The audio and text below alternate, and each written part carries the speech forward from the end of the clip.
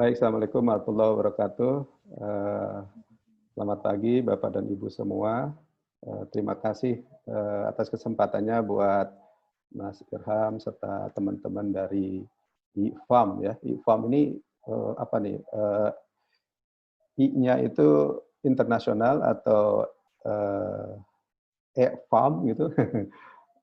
Nanti barangkali ini mudah-mudahan bisa berkembang. Baik Bapak dan Ibu sekalian, pada kesempatan ini saya akan sharing sedikit tentang formulasi premix ya. Tadi sudah banyak dibahas dan didiskusikan oleh Mbak Amel terkait pemanfaatan premix ya secara praktis di lapang, dan banyak tadi pertanyaan-pertanyaan dari Bapak Ibu terkait bagaimana penerapan dan penggunaan premix terutama di dalam tujuan untuk menghasilkan produk dan juga kualitas yang baik. Bapak dan Ibu sekalian, saya kira kita paham bahwa memang pada dasarnya kan makanan itu ada makanan yang pokok ya, kalau untuk ruminansi ada rumput, ada konsentrat, ada suplemen, ada yang aditif. Nah, premix ini termasuk bagian dari suplemen ya, termasuk juga mungkin aditif ya, ada penambahan tadi misalnya antioksidan misalnya, atau juga bagaimana untuk meningkatkan ketahanan ransum dan sebagainya. Nah, tapi tadi sudah dibahas oleh Mbak Amel bahwa pada dasarnya premix ini lebih menekankan kepada unsur-unsur mikro, ya, unsur-unsur yang kecil. Yang kecil itu apa? Yang kecil itu tentunya adalah mineral, vitamin. Masuk juga ada beta karotin, misalnya anti jamur, antioksidan, prebiotik, gitu ya. Nah, itu merupakan komponen-komponen kecil yang dibutuhkan untuk meningkatkan kualitas ransum. Jadi ketika kita bicara soal premix, berarti nutrien yang mana yang besar itu, misalnya energi, protein, lemak, serat, itu mestinya sudah tercukupi ya.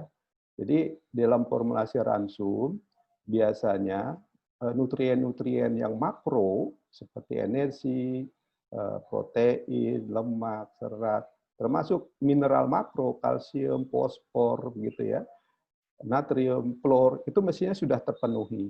Ya. Kita di dalam ransum. Nah, premix ini kita tambahkan supaya bisa melengkapi nutrien-nutrien mikro yang dibutuhkan dalam jumlah kecil, tapi dibutuhkan untuk meningkatkan kualitas ransum. Nah, tadi disampaikan juga bahwa premix ini pada dasarnya kita bisa tambahkan di dalam ransum. Contoh misalnya untuk ransum unggas komersil. Jarang orang yang mencampur sendiri, tapi semuanya sudah lengkap di dalam konsentrat atau di dalam ransum komplit.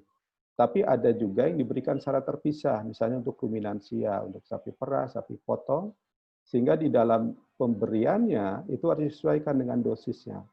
Apakah dosisnya per kilogram bahan pakan atau per ton bahan pakan kalau pencampuran, atau diberikan secara terpisah, misalnya diberikan per ekor per hari misalnya untuk jenis ternak tertentu, terutama ternak besar. Ya.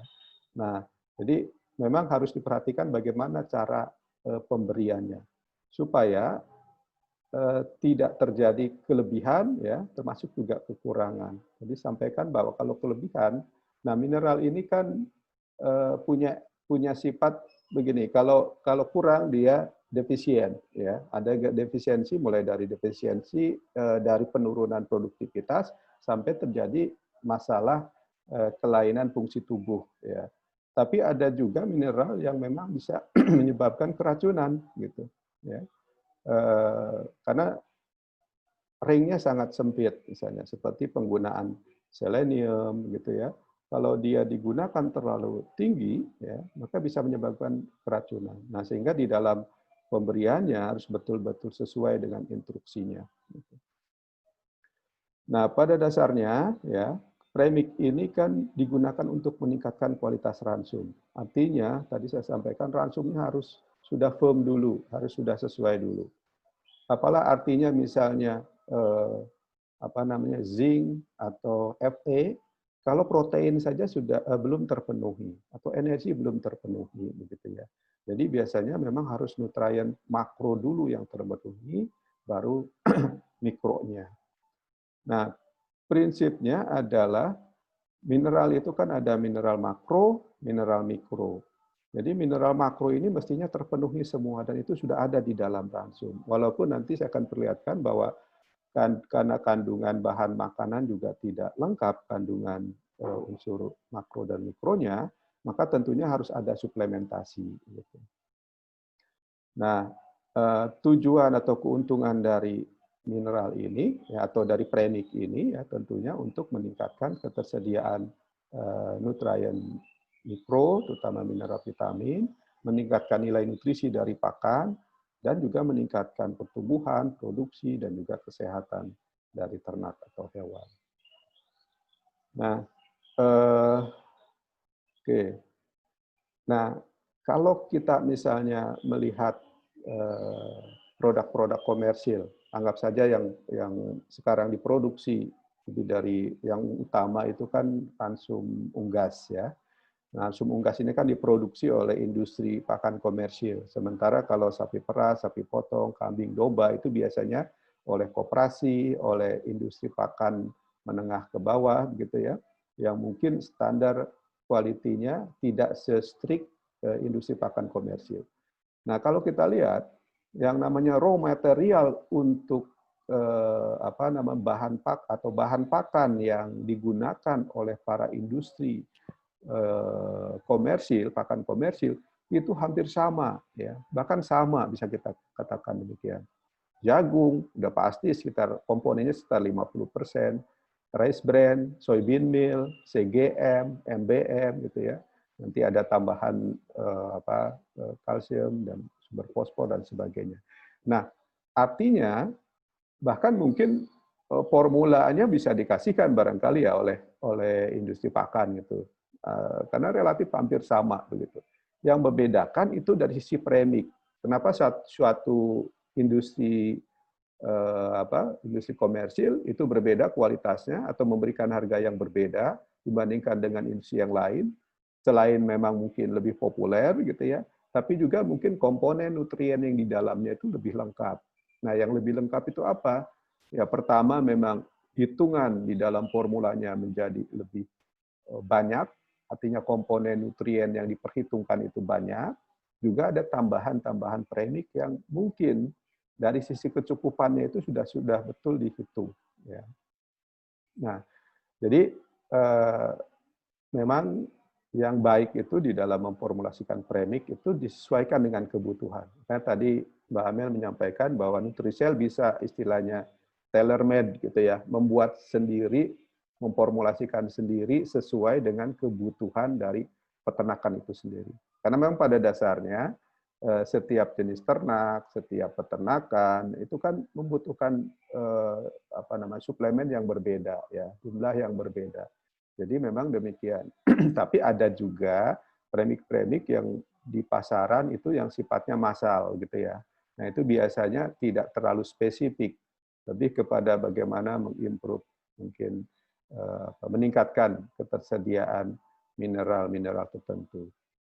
Sebagai contoh misalnya kalau di sapi perah ya, yang hasil evaluasi kami di lab kami di Jawa Barat, Jawa Tengah, Jawa Timur, yang namanya kalsium fosfor aja masih kurang gitu ya.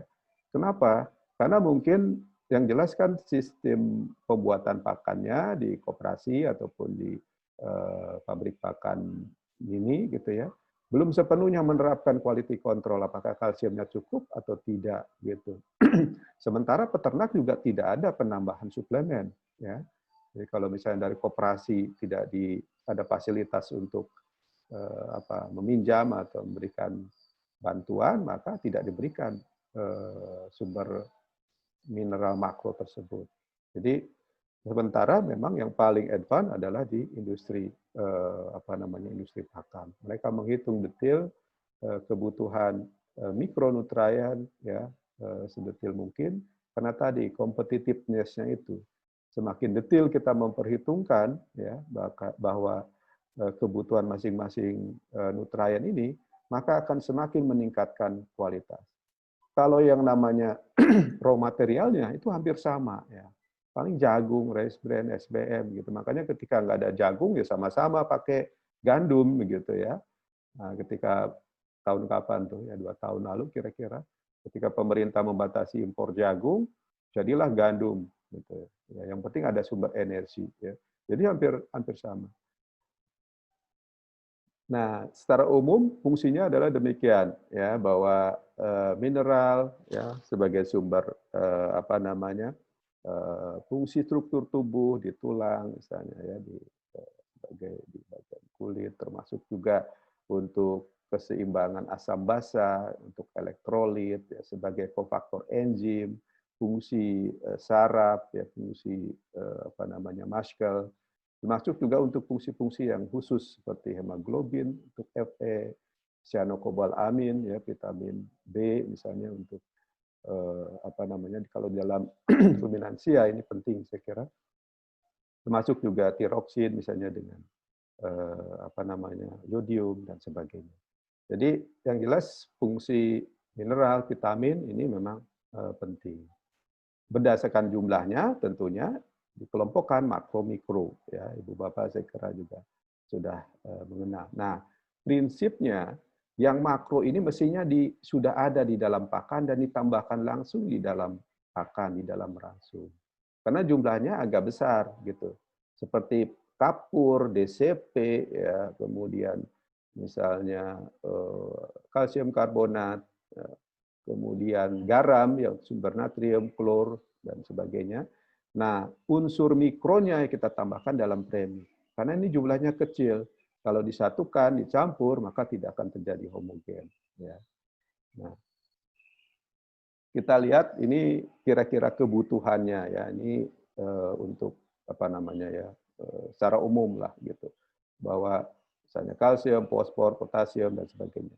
Jadi ketika misalnya ada ransum atau ada premix yang mengandung komponen makro yang cukup besar seperti kalsium, fosfor, gitu, terutama kalsium, ya.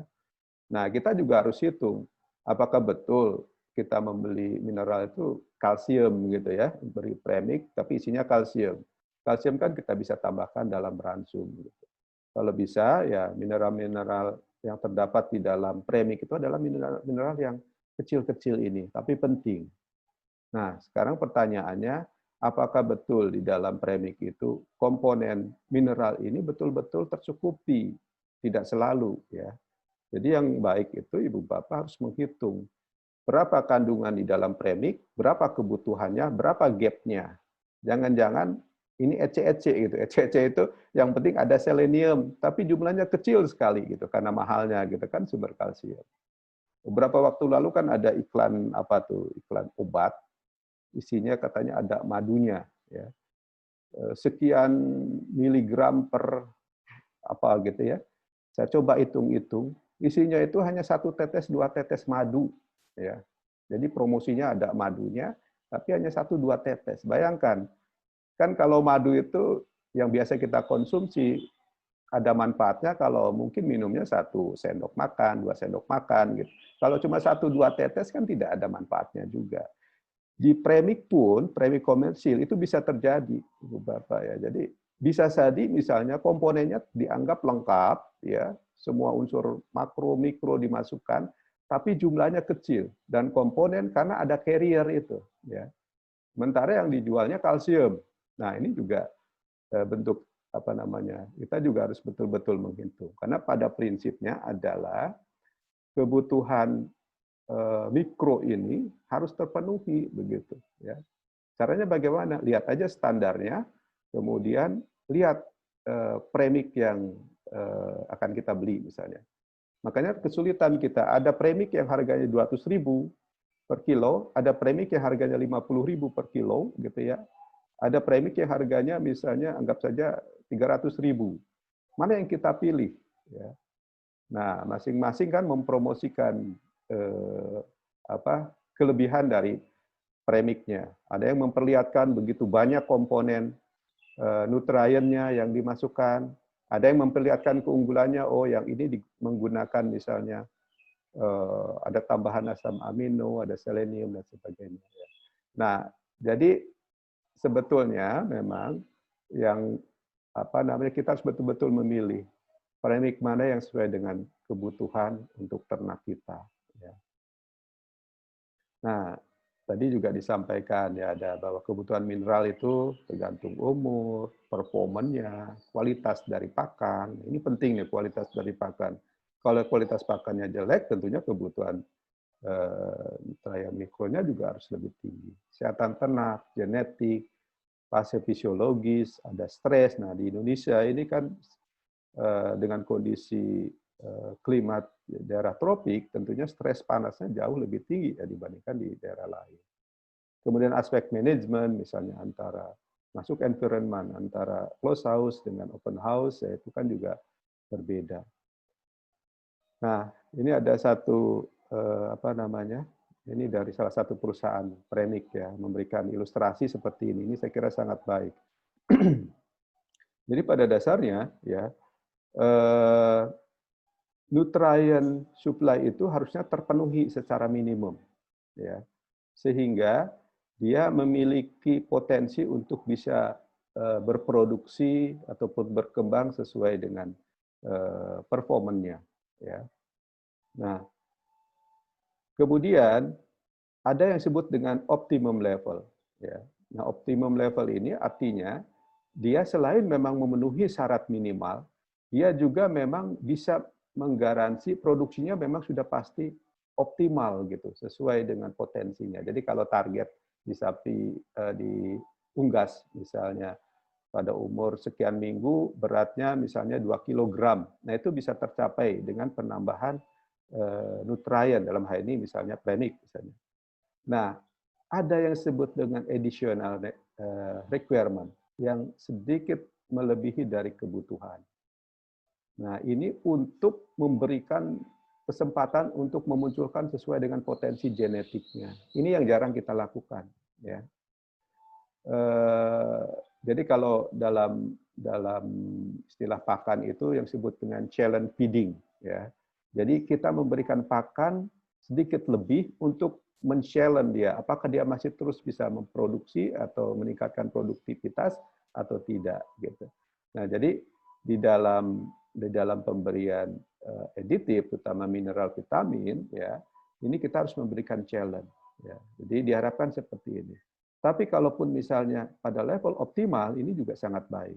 Yang nggak boleh adalah di level defisien, di bawah sini. Ya.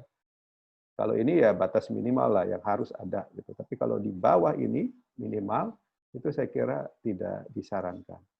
Nah, tapi ada juga yang melakukan semacam challenge feeding. Memberikan tantangan, apakah dia masih mampu untuk berproduksi lebih maksimal lagi. Gitu ya.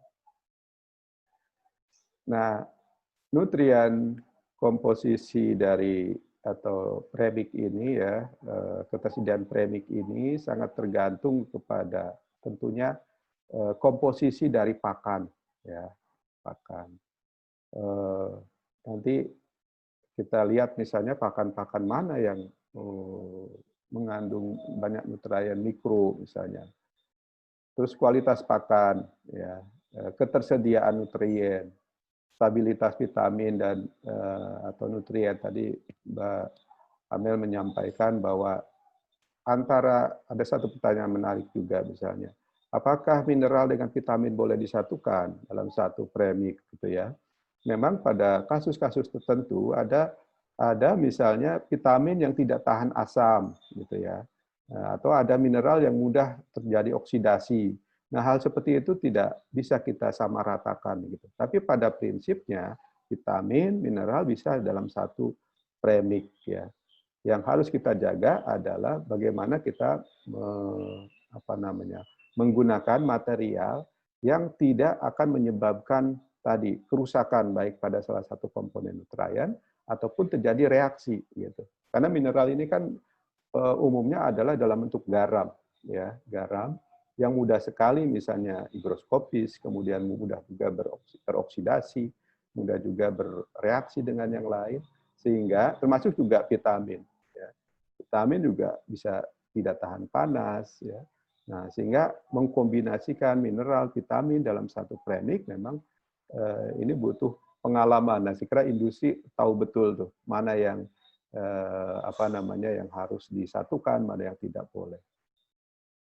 Oke, kebutuhan ini juga tergantung dari intake dari bahan pakan dan hubungan antar satu mineral dengan mineral lain. Misalnya ada banyak hal saya kira ya, misalnya kalsium dengan fosfor, kemudian kalsium dengan vitamin D dan sebagainya. Ini teori nutrisinya kira-kira seperti itu. Sehingga tidak bisa kita hanya memenuhi salah satu kebutuhan mikronutrien saja, tapi juga harus memenuhi kebutuhan semua. Nah, ini sebagai ilustrasi saya ambil ini dari satu web ya, untuk memperlihatkan kepada ibu bapak apa yang mestinya kita penuhi di dalam ransum, apa yang harus kita tambahkan di dalam premix. Misalnya, yang namanya energi, protein, ya, ini mestinya harus cukup di dalam raw material. Jadi yang kuning ini adalah bahan pakan, ya. Kemudian ini kok nggak ada ininya ya keterangannya. Oke, bahan pakan kuning dan ini sumber energi, misalnya ya yellow corn, ini SBM atau bahan material yang dari kedelai. Nah, ini baru tambahnya sedikit ya.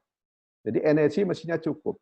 Kemudian protein kalaupun kurang sedikit biasanya ditambahkan dari asam amino sintetis. Nah, lisin metionin kenapa ditambahkan L-lisin, D-L-metionin, misalnya L-triptopan dan sebagainya? Karena memang kalau mengandalkan bahan baku saja ini masih kurang. Ya. Nah, sekarang kita lihat misalnya magnesium, ya magnesium sudah mulai kurang. Ya.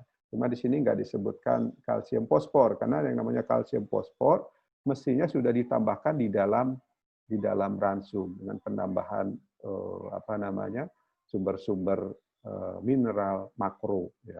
Ini lebih banyak ke mikro. Jadi kalau kita hanya memanfaatkan raw material, maka akan ada banyak yang kurang. Misalnya iron, besi, copper, zinc, mangan, kobalt, yodium, selenium, termasuk banyak vitamin ya yang memang perlu ditambahkan. Karena bahan pakan ya tidak selalu mengandung nutrien mikro yang cukup untuk memenuhi kebutuhan ternak. Ya. Nah, kenapa? Karena kebanyakan kan bahan-bahan pakan juga merupakan byproduct dari satu proses industri, byproduct dari agroindustri. Nah, ketika dalam proses itu kan ada pemanasan, ada steam dan sebagainya, banyak unsur-unsur mikro yang mungkin rusak gitu ya, yang larut atau sudah masuk ke dalam komponen atau produk utama gitu karena ini berupa limbah sehingga memang perlu ditambahkan baik yang unsur mikro mineral maupun mikro vitamin ya. Jadi kalau lihat yang hijau. Nah, tapi kita mestinya sudah selesai dengan ini dengan unsur-unsur makro nutriennya ya, energi, protein, asam amino ya. Jadi asam amino harus betul-betul terukur ya, dilengkapi. Nah, faktor yang mempengaruhi tentunya ya ada banyak hal. Misalnya ini ada faktor fisik, ya ada particle size, kehalusan, density, ya. Kemudian ini ada compressibility, stability, reaction, pH, purity, potensi dan sebagainya. Intinya adalah kita mencampur bahan-bahan mineral ini supaya satu sama lain tidak bereaksi ya. Dan kalaupun bisa dimanfaatkan itu lebih banyak ke efek sinergitas ya. Kemudian juga tidak terjadi perubahan, misalnya perubahan pH ya. Demikian juga dari sisi kerusakan ya. Jadi ada banyak hal yang terkait dengan ini sebagai contoh misalnya beberapa sumber zinc misalnya. Nah, umumnya kan mineral-mineral itu dalam bentuk garam ya. Ada zinc oxide, zinc sulfat. Secara umum sulfat ini lebih tinggi kandungannya daripada oxide ini lebih tinggi kandungannya daripada sulfat ya. Tapi secara umum juga biasanya dalam bentuk sulfat itu lebih mudah juga diserap, tapi tidak selalu untuk semua bahan mineral ya. Sebagai contoh saja ferric sulfat ini cukup excellent tapi kandungan mineralnya lebih rendah ya. Kemudian mangan sulfat juga demikian.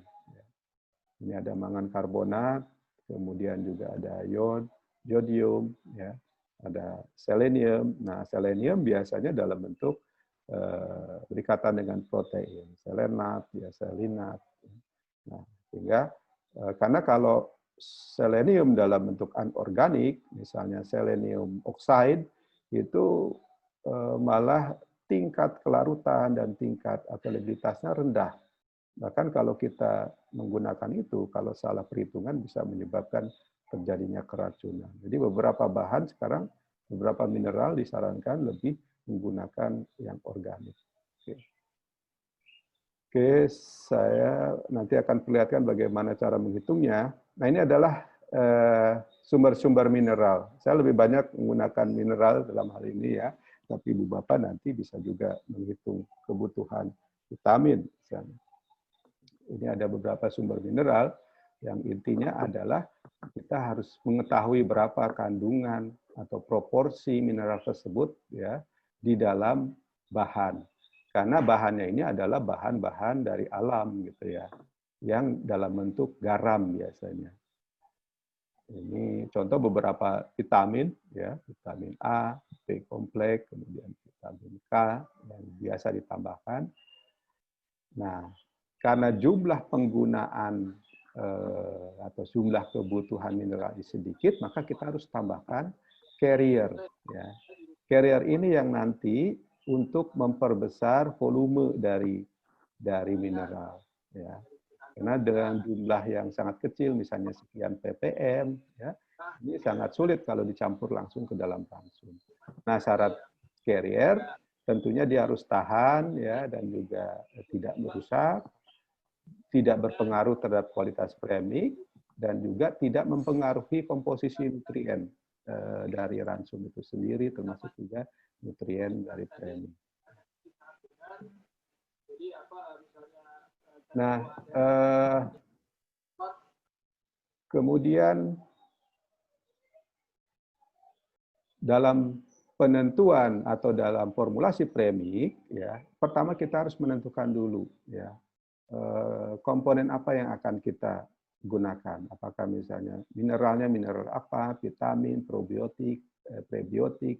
Pada prinsipnya tadi semakin lengkap bahwa semakin baik. Standarnya mana yang akan kita gunakan? Misalnya NAC, ya, tadi Nutrisel menggunakan NAC gitu ya. Nah, yang jadi concern kita kalau kita sebagai konsumen tentunya harus dicek apakah betul kandungan yang dibuat oleh satu perusahaan itu sudah memenuhi standar NAC gitu ya. Nah, karena kalau misalnya pakan ternak ya, ransum komplit misalnya, di SNI standar proteinnya 22% gitu. Nah, kita cek saja itu apakah memenuhi persyaratan atau enggak. Tapi kalau di mineral, vitamin, selain memang belum ada standarnya, ya standar nasional, juga sangat beragam. Ya. Artinya ini merupakan keahlian dari para industri ya di dalam meracik. Ada sesuatu yang diunggulkan, tapi ada juga yang mungkin ya, beberapa nutrien yang tidak begitu lengkap atau tidak begitu hanya sekian persen terpenuhinya ya dibandingkan dengan standar standar yang dibutuhkan. Jadi standar dibutuhkan itu adalah standar yang memang harus diacu mestinya. Ya. Nah, di dalam membuat premik kita juga harus menentukan dosisnya. Ya, karena dosis ini yang menentukan nanti berapa banyak kita memberikan atau berapa level penggunaan premik ini kepada ternak.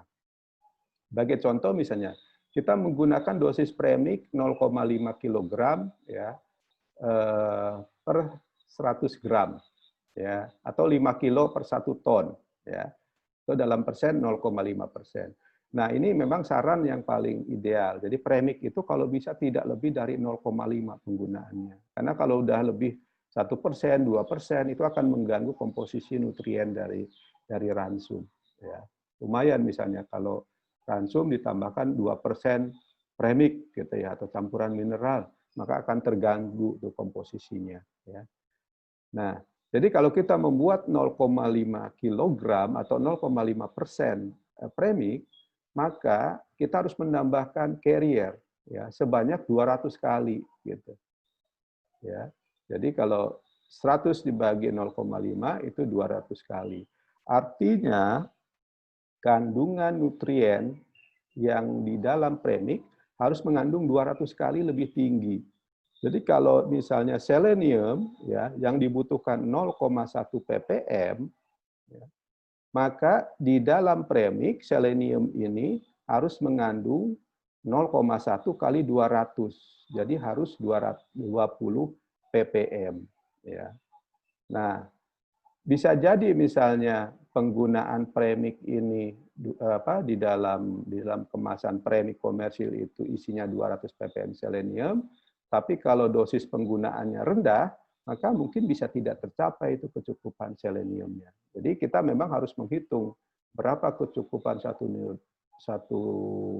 mineral atau satu mineral mikro itu didasarkan atas dosis dan juga kandungan yang tertera di dalam label. Ya. Nah, jadi idealnya misalnya kalau kebutuhannya 0,1 ppm, berarti dikalikan 200 kali sama dengan 20 ppm. Nah, ini kira-kira seperti itu teorinya. Nah, karena tadi ini sudah saya sampaikan ya bahwa dalam bentuk mineral, garam mineral atau sulfat, jadi kita bisa memilih. Nah, makanya dalam bentuk oxide biasanya lebih murah daripada sulfat karena sulfat itu lebih mudah dibandingkan dengan oxide di dalam kelarutannya. Ya.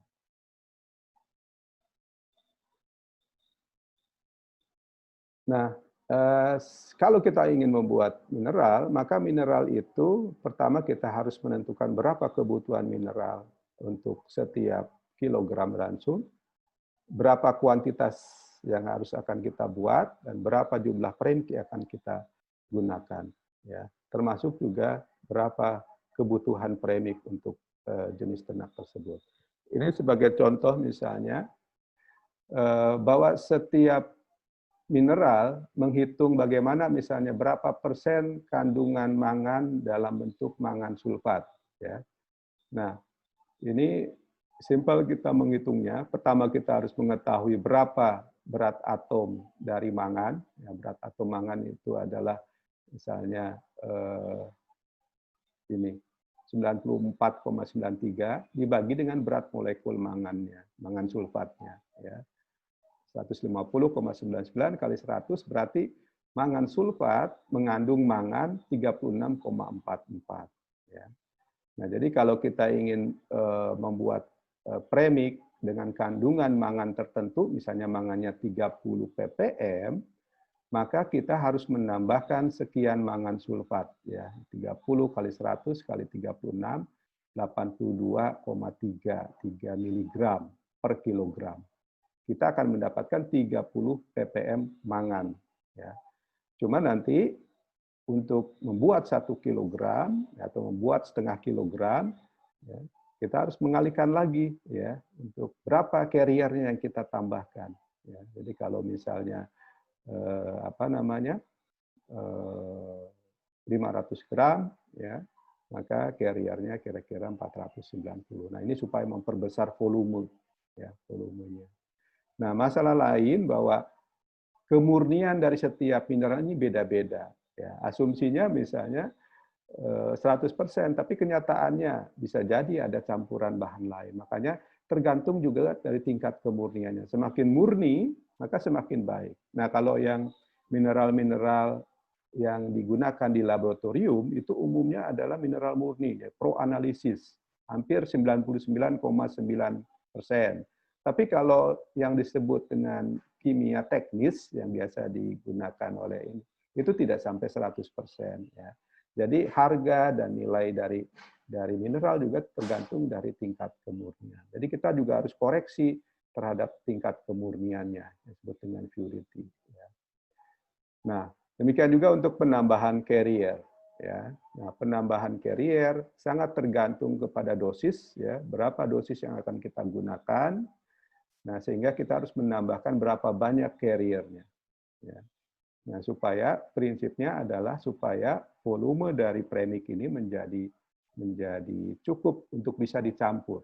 Karena prinsipnya ketika suatu industri membuat premix, premix ini harus aman ketika dicampur ke dalam ransum. Dosisnya jangan terlalu rendah, karena kalau terlalu rendah, misalnya cuma berapa, setengah kilo per 1 ton gitu.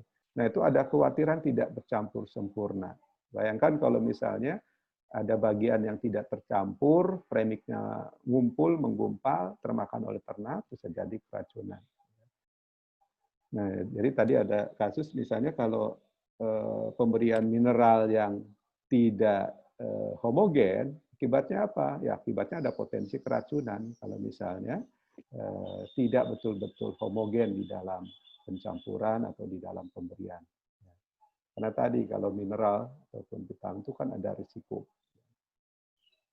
Oke, ini beberapa contoh mineral dengan kandungannya ya untuk menghitung berapa berat atom dan berat molekulnya.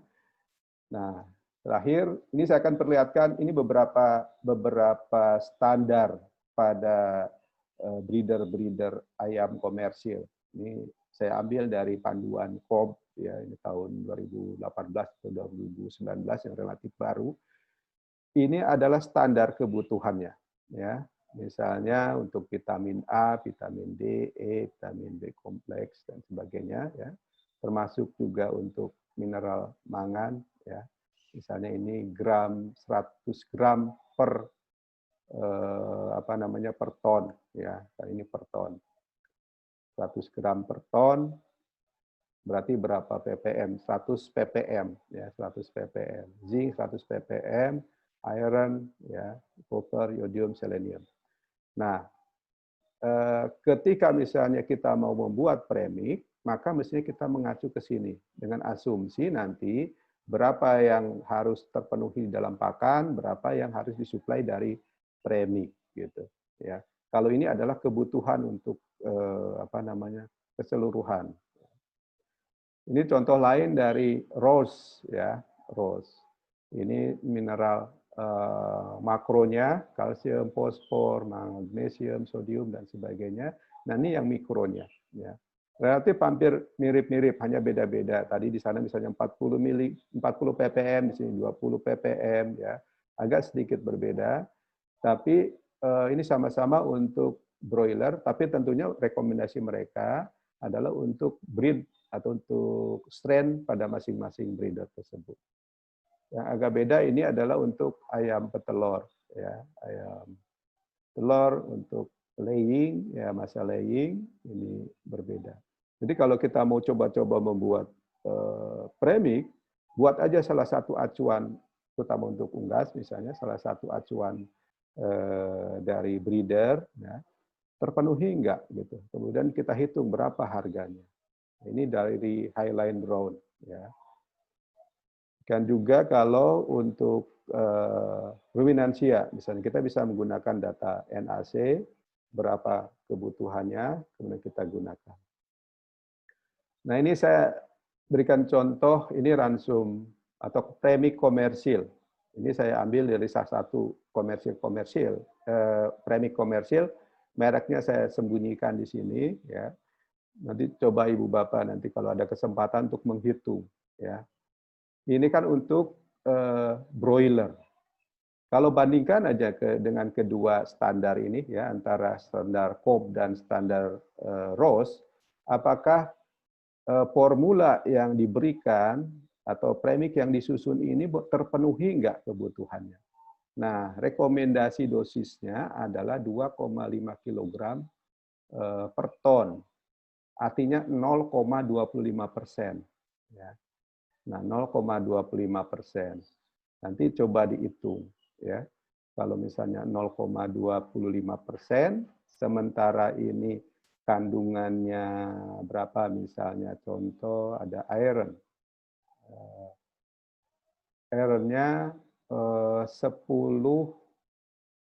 gram, berarti 10 gram per ton. Jadi 10 ppm, ya.